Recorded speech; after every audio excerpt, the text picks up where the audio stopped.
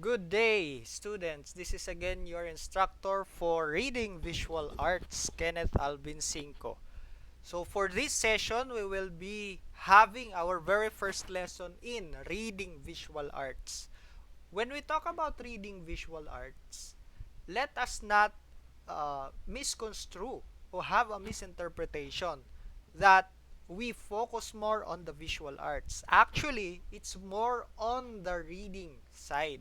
So when we say reading visual arts, or for this subject, I put it with an abbreviation of RVA, reading visual arts, I actually focus on the fact that um, people or you students need to know how to read forms of art.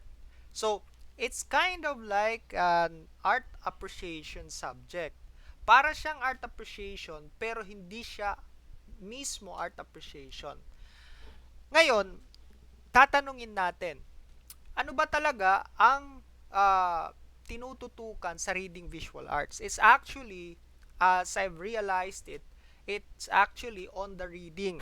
So, papaano ba tayo mabibigyan ng mga tools upang mas maging maganda o mas maging malalim ang ating pagbabasa, hindi lamang ng art actually, kahit na yung iba pang forms of visual representation o yung mga nakikita nating visual sa ating paligid, kagaya na lamang ng advertisements, kagaya na lamang ng fake news, kagaya na lamang ng charts and graphs. So, when we talk about reading visual arts, we are actually talking about visual literacy o yung kagalingan natin sa uh, pagkukuha o pagkatuto ng kahulugan ng mga likhang visual. Yung mga nakikita natin bawat araw, lalong-lalo na ngayon sa ating konektadong mundo, konektado kasi in terms of the internet, in terms of social media, kayong lahat, meron naman kayong internet, meron naman kayong social media, so alam nyo ito. Ngunit hindi lahat ng nasa social media, hindi lahat ng content ay alam natin kung paano basahin. Okay? So dito pumapasok ang napaka-importanting usapin ng visual literacy at saka ng interpretation. So, for this module, for this lesson, we start directly at the lesson of visual literacy and interpretation. Pupunta tayo kaagad sa visual literacy and interpretation. So, para sa lesson ito yung ating mga dapat makamit. Ang objectives natin, number 1 is to define visual literacy. Bibigyan natin ng pakahulugan, ano ba ang definisyon ng visual literacy. Pangalawa, we will try to identify and explain the classification of visual arts. Titignan natin paano ba natin pwedeng makategorya o maggrupo-grupo yung mga tinatawag na mga visual arts or visual aids. And pangatlo, we'll try to recognize o kikilalanin natin paano ba yung mga films o yung mga movies nakakapagsalamin. How do they reflect and shape societal values? Kasi alam natin, yung movies napaka ano niyan kalat na yan ngayon sa panahon natin dahil sa internet, dahil sa maraming mga social factors, advertisements, at marami pang mga merchandise ng kultura natin. Ngayon, titingnan natin on very briefly, napakaano lang, kung ano ba yung paano ba nagre-reflect ng societal values o ng mga pamantayang panglipunan. Say values, mga pagpapahalagang panlipunan. Kung ang isang lipunan, kagaya ng lipunang Pilipino, ay meron siyang mga pagpapahalaga, paano ba ito lumalabas sa kanyang mga movies o sa kanyang mga pelikula. Okay? So let's start. Punta tayo agad sa definition ng visual literacy. So para sa atin, ano ba ang visual literacy? So this is the first question that I will pose to you. Again, this is the first question. Pause, pause, pause. This is the first question that I will uh, give to you or that I will ask you na dapat nyong isagot doon sa Google Classroom natin, doon sa post kung saan nakapost ang video ito. So, please post there the question and also the answer, your answer. Para sa inyo, ano ba ang visual literacy? So, para matulungan kayo kung ano yung pakahulugan natin ng visual literacy, pwede nyong himay-himayin yung dalawang term. Una, visual. Ano ba yung pakahulugan nyo sa salitang visual? Pagkatapos, literacy. Ano ba yung pakahulugan natin sa salitang literacy? So, first question na dapat nyong sagutin doon sa Google Classroom, how do you define visual literacy in your own words? Okay? So, let's move. Maraming definition ang visual literacy. Una na dyan, yung sinasabi ni R. Peterson, sabi niya, visual literacy is the learned capacity to exactly interpret visual messages and to create such messages. So, meron ditong napakahalagang mga elemento. Learned capacity. Anong ibig sabihin ng learned capacity? Ibig sabihin, pinag-aralan. Ito yung kapasidad mo bilang isang estudyante, bilang isang tao, sa pag-aaral mo, pinag-aralan mo kung papaano mo mai-interpret o mabibigyang kahulugan ang mga visual messages. Ano bang mga visual messages? Mga mensaheng nakatago sa mga likhang visual.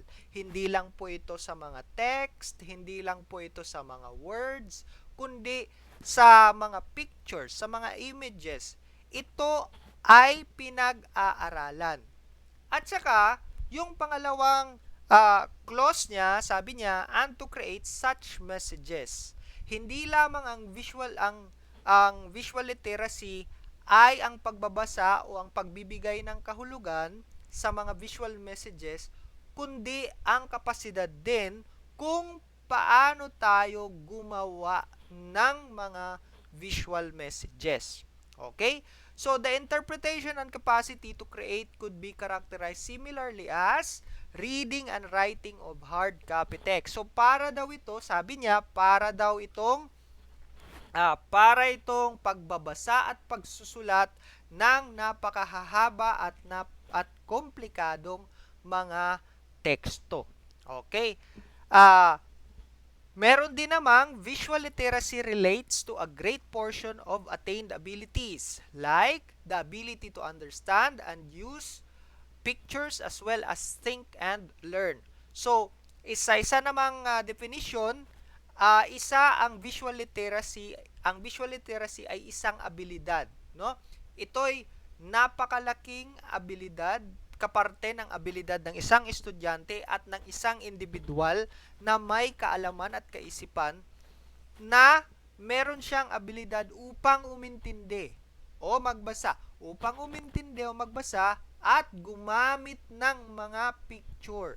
No, kahit hindi picture ito kahit visual kahit anong mga visual aid at kahit anong mga visual na likha, as well as think and learn. Sa gayon pa man, kagaya din ito ng pag-iisip at pagkatuto. Thinking and learning. Ano pa? So, in general, kung titingnan natin, merong agreement, merong nagkakaisang opinion about the main aspects ng visual literacy. So, ano ba yung mga parte ng visual literacy? Unang-una, visual perception. Pangalawa, visual thinking. Pangatlo, visual language. Pang-apat, visual communication. At saka, ang attainment of new visual abilities by learning. So, unang-una, visual perception. So, ang pagde-develop ng pananaw natin sa mga likhang visual. Okay, perception, pananaw. Pangalawa, visual thinking, pag-iisip no? Pag-iisip natin sa mga likhang visual. Paano natin iniisip yung mga likhang visual na nakikita natin. At pangatlo, yung pagpoporma ng lingwahe, ang wika na ginagamit embedded o na nakapaloob sa mga likhang visual. At pang-apat ay ang visual communication. Kung paano ikino-communicate ang mga mensahe ng mga likhang visual. At sa pamamagitan nito, tayo ay nagkakaroon ng visual abilities sa pamamagitan ng pag-aaral. So, we agree with R.A. Bradenom, J.E.T. J.A. Hortinom, J.A. Clark Bacon, and others in their opinion that it is necessary to accept visual thinking, visual perception, visual communication, and the attainment of visual abilities by learning as fundamental concepts of visual literacy. Ito yung mga basic concepts. Ito yung mga fundamental concepts. Ibig sabihin, hindi maaring magkaroon ng visual literacy kapag hindi natin na-develop yung mga aspetong sinabi ko. Yung visual perception, visual thinking, visual language, visual communication, at yung pagkatuto. Okay, so nasa definition pa rin tayo. Meron ding sabi sa Association of College and Research Libraries, Visual Literacy Competency Standards for Higher Education, sabi nila, visual literacy is a set of abilities, isang lupon o isang grupo ng mga abilidad na nag-enable ng mga individual to effectively find, interpret, evaluate, use, and create images and visual media. So kung mapapansin nyo, sabi dito, effectively find, epektibong makahanap, makapagbigay kahulugan, makapagtasa o evaluate, makagamit, at makabuo o makalikha ng mga imahe at saka visual media, mga medyang pambisual. So ano ba yung visual literacy skills? Ito ay nag-i-equip sa isang learner to understand and analyze the contextual, cultural, ethical, aesthetic, intellectual, and technical components involved in the production and use of visual materials. Anong ibig sabihin nito?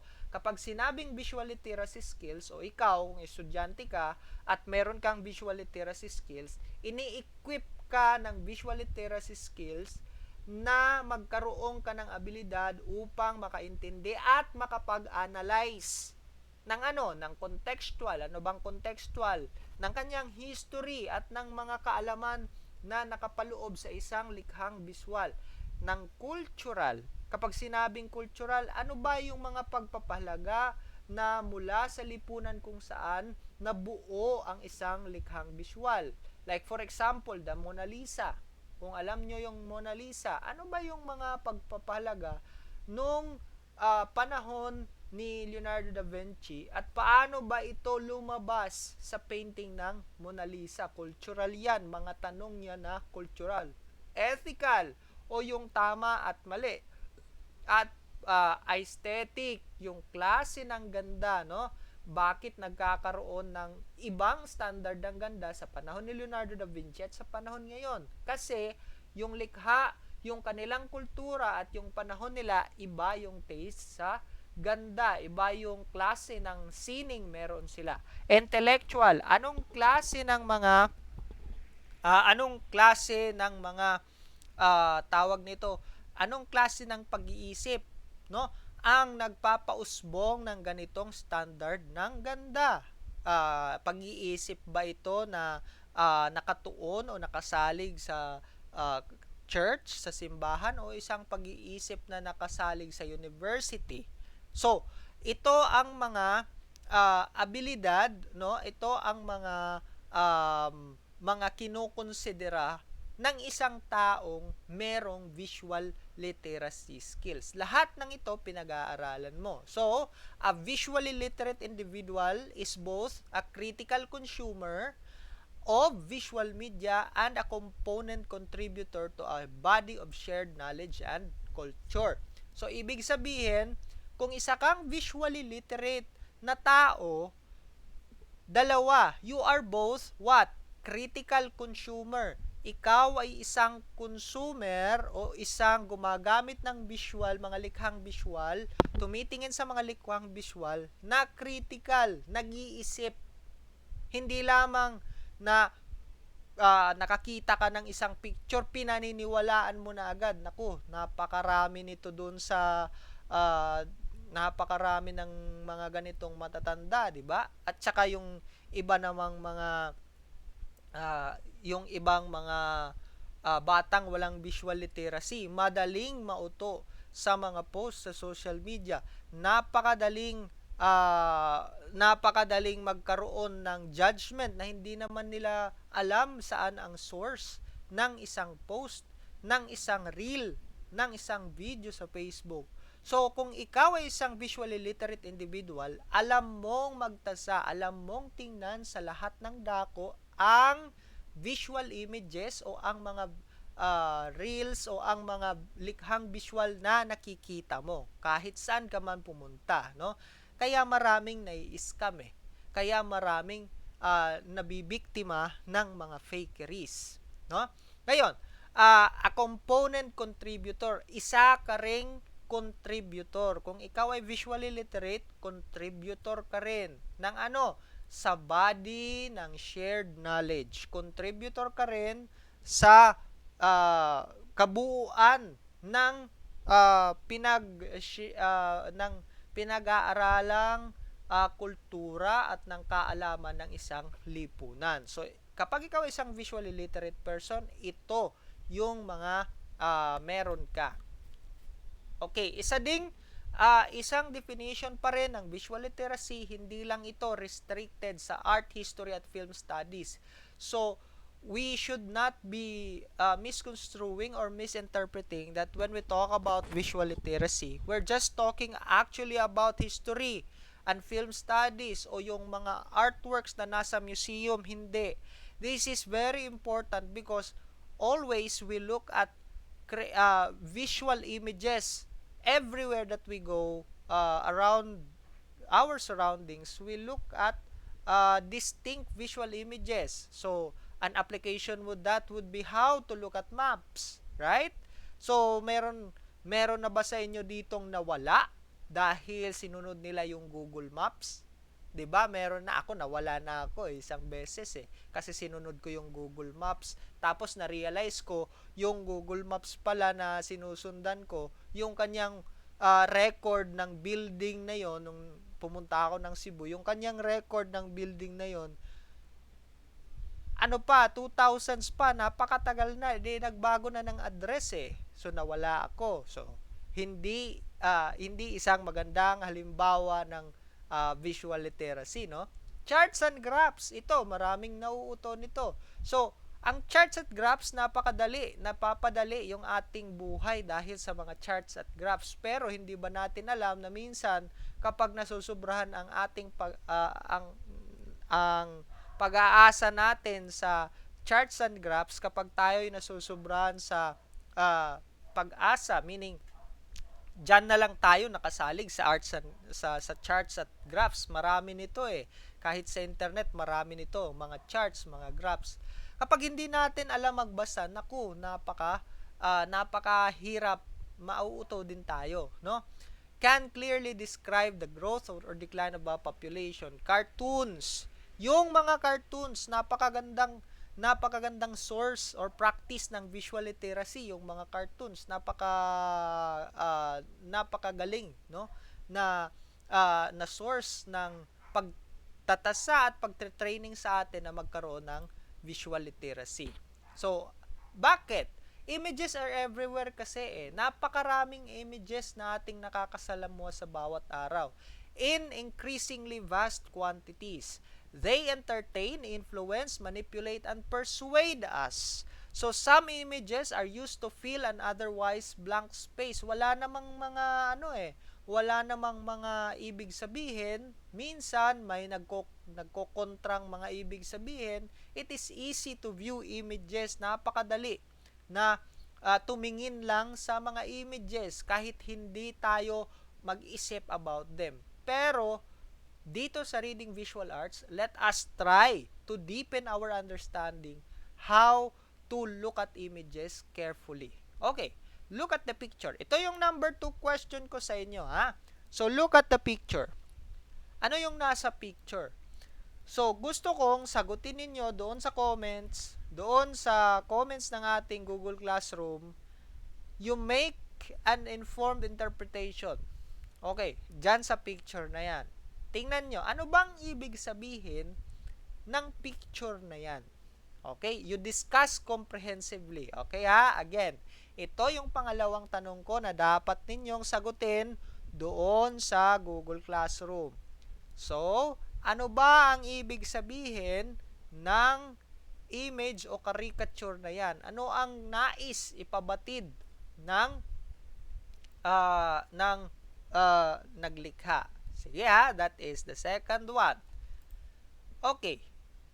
So, napaka-importante na pag-isipan natin critically yung mga images na lumalabas sa bawat content na kinukonsume natin. Content can be social media, can be sa museum, can be art, can be graphic design, lahat ng yan ay content. So, napakahalagang pag-isipan natin para hindi tayo ma-scam. So, this guide, itong ating kurso, will offer you skills to question why the author of a document has chosen particular images and why you react to them in the way you do. So, okay. Visual literacy refers to a group of vision competencies. Ito ay mga competencies na nakasalig sa vision o sa paningin natin, which may develop the human being by seeing and simultaneously having and integrating other sensitive experiences. Itong mga competencies na ito enables a visually literate person to interpret visible actions. Ibig sabihin, kapag meron ka ng mga competencies ng isang visually literate person, pwede ka nitong matulungan makapagbigay ng kahulugan sa mga actions, mga symbols, mga objects na nakikita natin sa surroundings. So, it depends upon the person's background. Ngayon, sabi dito, an artist is able to focus on visual literacy as an advance of artistic expression.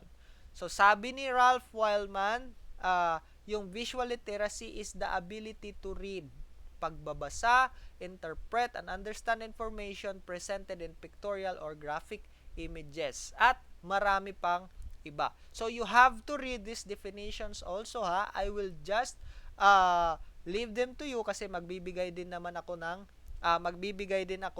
ng PowerPoint presentation sa inyo for your references. So, you have to read yung definitions ng visual literacy para makatulong din sa definition na ibibigay ninyo.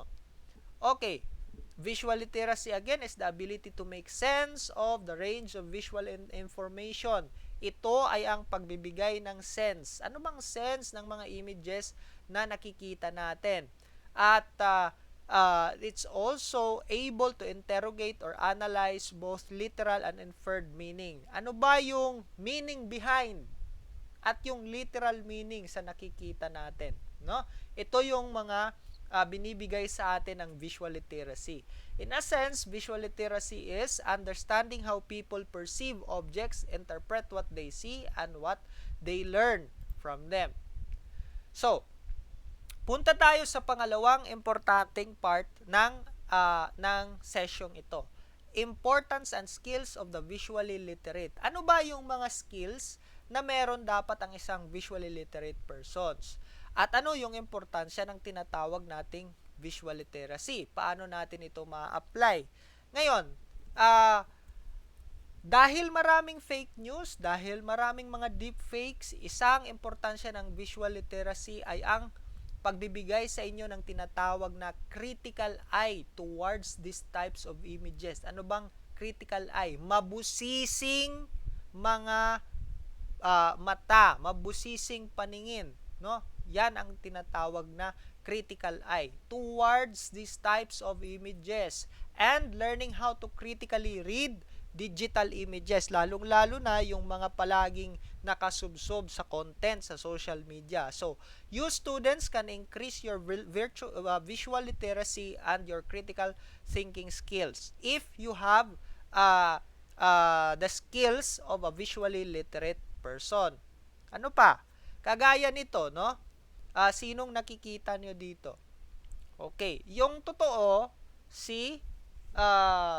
yung totoo si Elon Musk 'yan, 'di ba? Si Elon Musk 'yan, yung billionaire. You can search the name Elon Musk. Okay. Tingnan nyo yung nasa left side. So yung nasa left side, ito yung totoong Elon Musk, no? Yung nasa right side, meron siyang in-overlay na tawag nito, na picture din ng isang sikat na artista, si Nicolas Cage. So, yan ang ginagawa ng AI ngayon eh. Ang tawag dyan, deepfake. So, mag-iingat kayo sa bawat picture na nakikita nyo online. Tingnan nyo muna kung sakto ba yung ilong, sakto ba yung proportion, hindi ba nagsi-shift, no? Alam nyo yung nagsi-shift, minsan may term dyan eh. Kapag naka-overlay lang o nag-cut out ka lang ng face ng isang artista, tsaka ilinagay mo, no, sa isang AI o inilagay mo sa mukha ng ibang artista, ang tawag diyan deepfake. Pwede na yan ngayon. So, napaka-importante na tayo, upang ingatan ang mga sarili natin, bigyan natin ng importansya ang pagtatago ng ating mga personal information at ng ating mga personal pictures, no? Kasi ito kung wala kang visual literacy, alam mo yung angles ng isang tao, naku, napakahirap, no? Napakahirap tingnan o napakahirap maging napakahirap busisiin, no? So madali kang ma-scam. So ngayon kasi 21st century so napaka-importante ng ability o ng abilidad na mag-interpret ng digital, visual, and audio media. Lalong-lalo na kasi puro na tayo AI. Yung skill or yung ability to interpret digital, visual, and audio media is a form of literacy din, no? Which is as basic as reading and writing skills. Mag-iba ng panahon ngayon hindi kagaya nung panahon nung una na napakapangit nung mga ang papangit nung mga nagagawang graphic design, nagagawang mga kung ano-ano. Ngayon madali na lang at napakagaganda ng yung mga AI minsan nga akala ko mga talagang totoong artista napakahilig din ako sa manood ng mga AI na videos sa YouTube tsaka sa Facebook. Akala ko mga totoong artista na pero hindi pala, no? So napakahirap. So visual literacy is required of us as much as textual literacy. So hindi na ngayon walang halaga ang visual literacy. Katulad na sila ng degree ng textual literacy. Ano bang textual literacy? Yung galing mo sa pag-i-interpret ng mga nakasulat na bagay o nakasulat na teksto, no? Like books or paragraphs. Yan, may galing tayo dyan, may competency tayo dyan. So, kasing lalim na dapat yung ating knowledge o yung ating kaalaman ng pag-i-interpret ng mga paragraphs sa pag-i-interpret ng visual literacy. Okay? So, visual literacy gives educators a chance to increase the quality of their teaching and to connect with learners in a more interesting way. So, isang connection din ang importansya ng visual literacy, yung pagko-connect ng tao. So, a visual literate person is someone who can, ito na yung mga skills na dapat meron ng isang tao. Unang-una, determine the nature and extent of the visual materials needed. Kapag ikaw ay visually literate person, alam mo paano mo makikita ang nature, yung kalikasan ng isang image. Yung nature ng image na nakapresenta sa harapan mo. Alam mo kung ano yan, AI ba yan o hindi. Alam mo kung inedit ba yan, Photoshop o hindi. And extent no? Extent yung haba o yung lawig, no, ng nakikita mo. You are also able to, number 2, find and access needed images. Kapag ikaw ay pinapahanap, sinasabi ng group leader ninyo sa research nyo, maghanap ka ng mapa ng Leyte kasi kailangan ito sa ating research, kailangan ito upang ma-determine natin ano ba yung mga paaralan dito sa Leyte o sa Samar. So, kapag ikaw ay visual literate person, hindi ka babalik doon sa group leader ninyo na ang daladala mo ay mapa pala ng Sorsogon o mapa ng Masbate. No, napakahirap na kagrupo niyan, hindi visually literate. Naku, kung hindi forgive me for commenting, napakatanga naman ng kagrupong 'yan, no? So, kapag ikaw ay visually literate person, hindi ka matatanga, no? So, isa 'yan. Ano pang skills? Dapat alam mo mag-interpret at mag-analyze ng mga meanings ng images and visual media. Alam mong mag-interpret, pinakita sa'yo, sarcastic pala, no? Hindi mo alam mag-interpret tanga ka na naman. So, mahirap, no? So, if you want to be visually literate, 1, you have to determine the nature and extent of visual materials that you are faced with. Number 2, find and access needed images. You have to know how to find legitimate sources ng mga kailangang mong mga imahe. Pangatlo, you have to know how to interpret and analyze the meanings. Ano yung kahulugan? No, dapat hindi ka alam mong mag-determine ng sarcasm, alam mong mag-determine ng kung ano-ano pang mga nakatagong mga meaning, ha? So ano pa? You have to know evaluate the images and their sources. Dapat alam mo na ang source ng imahe mo ay legit o hindi legit. Meron kasi minsan ang source ng mga image na nakikita mo online hindi pala legit o mga fake. Kagaya nung sa Shopee, di ba? Yung sa Shopee minsan gumagamit sila ng hiram ng tawag nito ng photo. Akala mo legitimate naman yung mga produktong kanilang binebenta, pagdating sa'yo, ano nang nangyayari, di ba? So, isang skill din ay use images and visual media effectively. Alam mong gumamit ng mga imahe na sa isang epektibong parahan, no? Pangatlo, or this is the 6th already, you have to know how to design and create meaningful images. Kaya dito sa ating reading visual arts, gagawa pa rin tayo ng mga visual images. But you have to know how to design and create meaningful images and visual media. So dapat meaningful. Okay? Ano bang meaningful? Yan ang ipapano ko sa inyo. Hindi naman ipaparealize. Itra-try natin pag-exercise yung pagkakaroon ng meaning. More meaning. Number 4, we have to understand many ethical, legal, social, and economic issues. Kasi yung mga visual imagery kasi hindi lang yan hanggang sa nakikita natin, yung ability to interpret, hindi lang yan. Dapat alam natin yung legal, dapat alam natin yung tama o mali sa pag-share, dapat alam natin yung tama o mali sa paggagamit ng isang image. Kasi minsan, bawal kang hindi lang minsan, dapat alam mo na ang paggamit mo ng isang imahe, hindi ka nakaka-encroach sa mga legal na karapatan ng ibang content creator. Napaka-importante niyan. Social and economic issues, dapat alam mo na ano ang social at mga ekonomikong problema na nakatuon sa visual image na ginagamit mo. Okay, and the use of images and visual media and access and use visual materials ethically. Okay? So, punta naman tayo sa mga categories ng visual arts. Ito, bakit tayo nagkakaroon ng discussion sa categories of visual arts? Pwede naman ito doon lang sa art appreciation. Actually, hindi. Kasi, yung visual arts kasi, isang part lang yan ng art appreciation. So, tayo sa reading visual arts, we are more concerned of the 2D at yung mga content na nakikita natin harap-harapan, no? Kaya kailangan natin i-categorize. Kailangan nating ma-determine ano ba yung mga category ng mga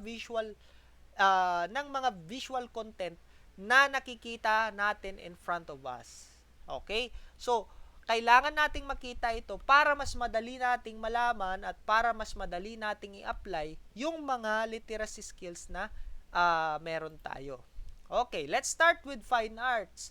Yung unang-unang pwede mong applyan ng visual literacy skills mo at kung saan magagamit mo yung visual literacy skills mo ay nasa kategorya ng fine art. Unang category, fine art. Ano ba yung fine art? It's described as a type of art that is created mostly for its visually pleasing qualities.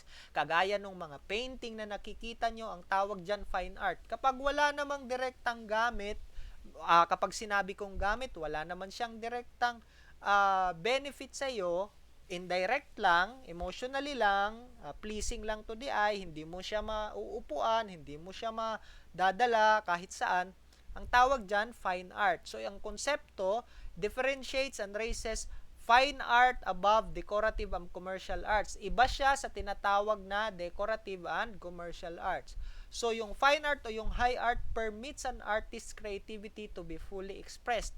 So, art lang yung nakikita mo, no? Nakikita mo lang yung visual expression. Yan yung tinatawag na fine art. So, fine arts can include 7 various categories of art.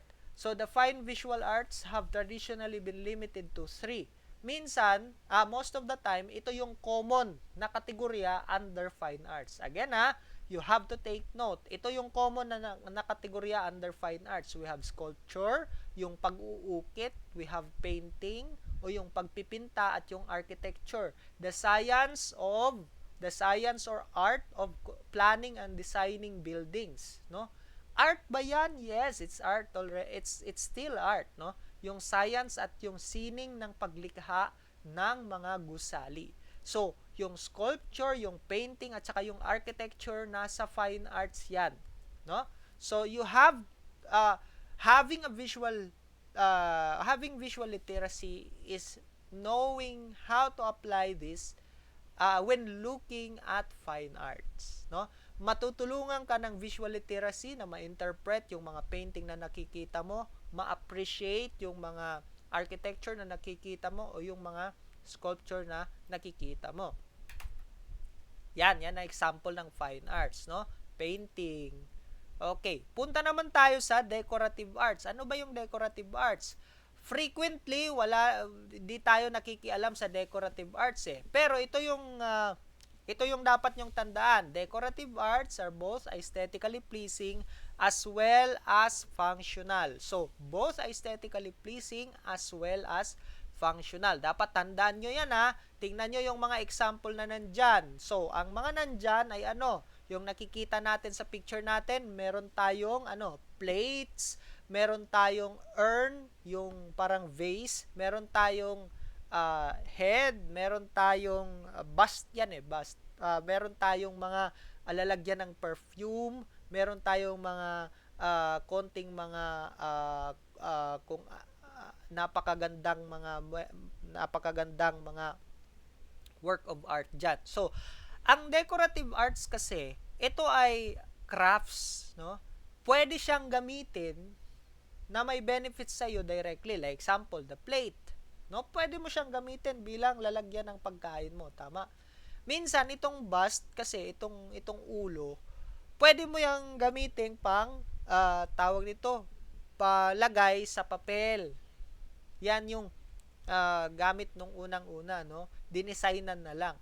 Yang urn, pwedeng lagyan ng abo ng patay at kung ano-ano pang pwedeng ilagay mo diyan, candies, no?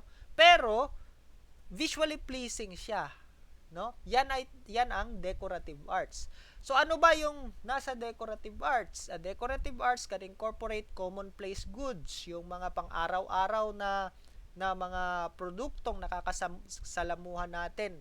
Decorative arts yan. But they are separate from mass-produced reproduction. Yung decorative arts kasi, meron siyang kanyang kagaya niya, no, meron siyang kanyang sariling karakteristik na wala sa mga minamass produce. Kapag tinawag mong minamass produce, like example, itong plate, itong pinggan. 'Di ba yung pinggan kapag nasa outside ka, kapag nasa supermarket ka, maraming pinggan din dun eh. Pero yung pinggan dun, isa lang yung parang walang karakteristik na, right? Isa lang yung yung design. Pero yung decorative arts, kagaya niyan, no? May uniqueness siya. Pwede mo siyang gamitin, pwedeng hindi, pwedeng display lang. Okay. So, pwede mong gamitin ang visual literacy mo sa decorative arts. O kagaya niyan, no? Yung mga bags na may karakter, yung mga bags na ginawa sa abaka. Decorative arts din 'yan, no? Napakaganda. I think I've looked at this sa mga tourism na mga stores, no? Merong mga souvenir. May karakter siya ng place, no? Pero pwede rin siyang gamiting bag, right? Pwede mo din siyang i-display lang. So, yan ay decorative arts. Ano pa ang ibang kategorya? We also have commercial arts. Ito yung mga klase ng sining o klase ng arts na ginagamit natin na may layuning makapang-akit ng consumer o ng mamimili. Okay? So, commercial art like ornamental arts or decorative arts may be both utilitarian. Pwede mong gamitin. May gamit talaga siya. And aesthetically pleasing. Dalawa ang function. Ang commercial arts, pwede siyang utilitarian and aesthetically pleasing. It is an artistic service developed for monetary gains such as marketing. So, anong layunin ng commercial arts? Ito yung klase ng mga sining na nakakapang-akit na may layuning makapag-increase ng merkado o ng profit, ng ganansya para sa mga nagtitinda. So, commercial art is used to generate interest in sales of companies, goods, and concepts. Example, itong mga logong ito, 'di ba? Itong mga logong ito ginagamit, no? Kung makikita nyo anong mga logo na nandyan. So, napakaraming logo na nandyan. Meron tayong logo ng 007. Ito yung simbolo nung napakasikat na series of movies, yung James Bond. Meron tayong logo ng McDo. Meron tayong logo ng itong rabbit, yung Playboy, no? So, ito ay art din. Visual arts din sila. Pero, sila ay ginagawa para sa layuning makapang-akit at makapag-brand, no? Kasi kung wala kang brand, nasa negosyo ka, wala kang brand, hindi ka madaling matandaan ng tao, tama? Kung hindi ka madaling matandaan ng tao, hindi madaling matandaan ng produkto mo. So, napaka-importante ng commercial arts. Anong nasa commercial arts? Graphic design, photograph, illustration, animation, printing, broadcasting, dressmaking, visual effects, product engineering. Lahat ng ito ay commercial arts, no? Sa may layuning makapag-akit ng business. Okay? So, kagaya niya, no? Commercial arts, no? Mga advertisements, no? Okay, pangatlong tanong. Ano kaya yung advertisement sa itong nasa dito? Pass the Heinz. Okay, anong pagkakaiba ng dalawa? Ito yung tanong ko, pangatlong tanong. Ano yung pagkakaiba ng dalawang images na ito? Okay? Paano nila o saan ang mas mapang-akit? Paano nila prino-promote at anong pagkakaiba ng pagpo-promote nila ng kanilang produkto? Okay? So, you have to describe. Ito yung pangatlong tanong ko na dapat ninyong ilagay sa GC. Ano yung pagkakaiba ng kanilang ginawang marketing? Okay ha? So, tatandaan nyo yan ha. Kailangan ko ng sagot nyo. Pangatlo yan. Okay. So, ano pa ang mga classification ng art? Meron tayong ibang classification ng arts, to. Labas sa decorative, labas sa fine arts, labas sa commercial arts. Meron din tayong representational arts. This is actually under fine arts din eh. Mas nakikita natin ito sa fine arts. So, meron tayong tinatawag na representational art. Ano ba ito? Any artwork that displays plainly recognized or recognizable objects. Kapag ang nakikita mong art, madali mong makilala. Like for example, this art. What is this art? 'Di ba? This painting is the painting of what? Mona Lisa.